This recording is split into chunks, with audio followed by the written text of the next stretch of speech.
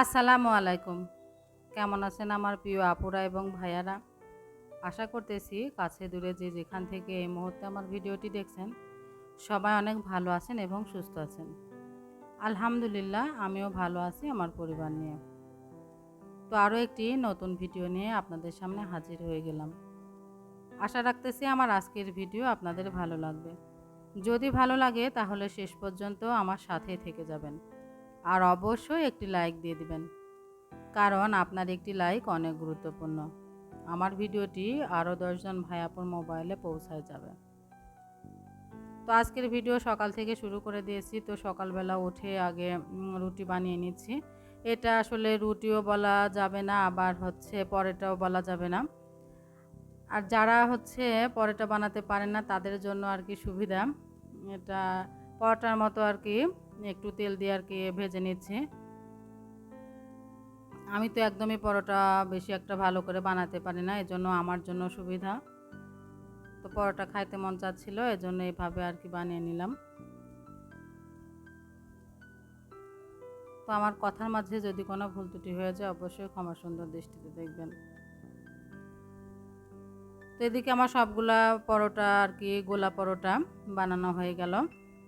আমি এর নাম দিয়েছি গোলা পরোটা, যেহেতু আটাটা আমি আর কি মাখিয়ে ডো বানাই নাই, এটা গোলায় আর কি বানাই নিয়েছি, এজন্য গোলা পরোটা বানিয়েছি নামটা। আর এদিকে সবজি ছিল, আগের দিন বিকেলবেলা সবজি রান্না করছিলাম, চিংড়ি মাছ দিয়ে পুঁই শাক, তারপরে মিষ্টি কুমড়া, সব রকমের সবজি দিয়ে সবজি রান্না করছিলাম। তো পরোটা কিন্তু সবজি দিয়ে খেতে বেশি ভালো লাগে। আর সাফাত ওরা গুড় দিয়ে খেয়েছিল, আর আমি সবজি দিয়ে খাওয়া দাওয়া করে এদিকে ঘরটার গুছিয়ে তারপরে রান্না বসিয়ে দিয়েছি। তো করলা ভাজি করছি, আর কলা আর আলু দিয়ে রুই মাছ রান্না করতেছি। সাফানের বাবা কলা নিয়ে আসছে, তো ও মাছ দিয়ে আর কি কলা দিয়ে রান্না আর কি খাবে। আমি একদমই কলা পছন্দ করি না, কারণ কলা আমার খেতে একদম ভালো লাগে না। তো যেহেতু ও খাবে এজন্য আরও রান্না করতেছি।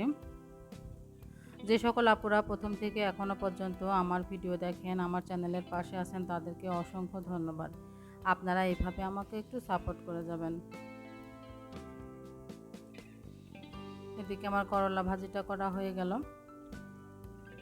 আসলে আমরা যখন যেটা পরিকল্পনা করি সেটা কখনোই ঠিক হয় না।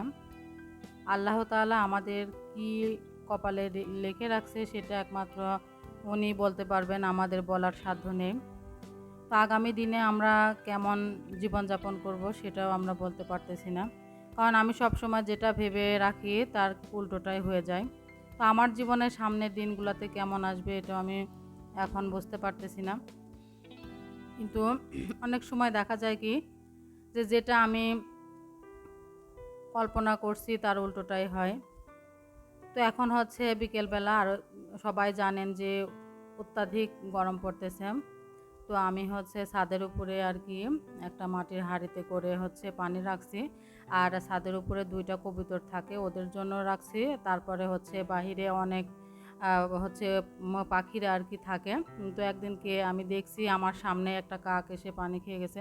এতে করে আমি অনেক আনন্দিত হয়েছি যে অন্তত পক্ষে আমার পানি রাখা সেতে মানে পানি রাখার জন্য একটা পাখি এসে তার তৃষ্ণা নিবারণ করছে।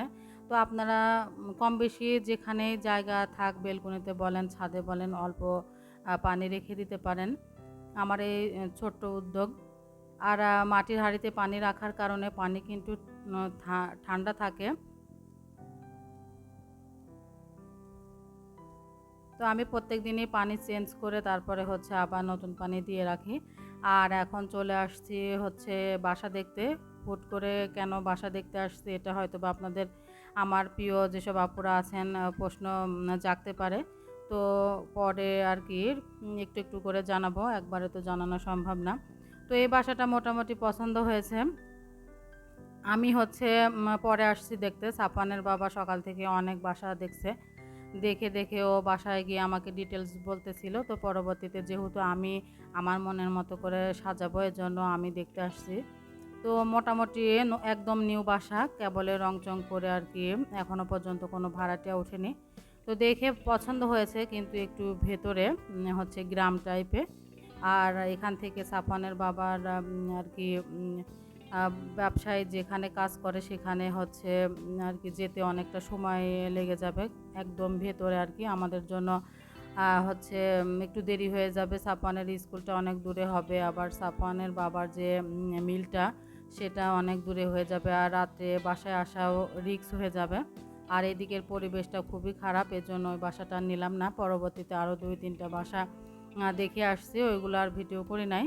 তারপরে হচ্ছে ফাইনালি একটা বাসা আর কি চয়েস হয়ে গেছে। তো এখন হচ্ছে টুকিটাকি আর কি কাপড় চোপড়গুলো গুছিয়ে নিচ্ছি, যেহেতু বাসা চেঞ্জ করতে হচ্ছে। আর একা হাতে সব কিছু করতেছি, এজন্য একটু একটু করে সময় 2-4 দিনের মধ্যে আর কি হচ্ছে আমরা বাসা শিফট করে যাব। কারণ 1 তারিখের মধ্যে, মাস তো শেষের দিকে প্রায়।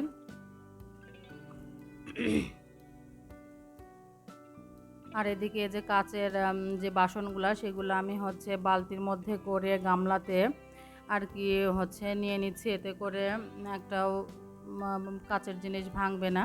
আমি যখন বাসাতে থাকতাম, বাসা থেকে অন্য বাসায় শিফট করার সময় এভাবে আর কি কাচের জিনিস নিয়ে যেতাম, এতে করে দেখতাম যে কোনো কিছুই আর কি নষ্ট হয় না। তো এভাবে আর কি নিচ্ছি, কারণ অভিজ্ঞতা আছে।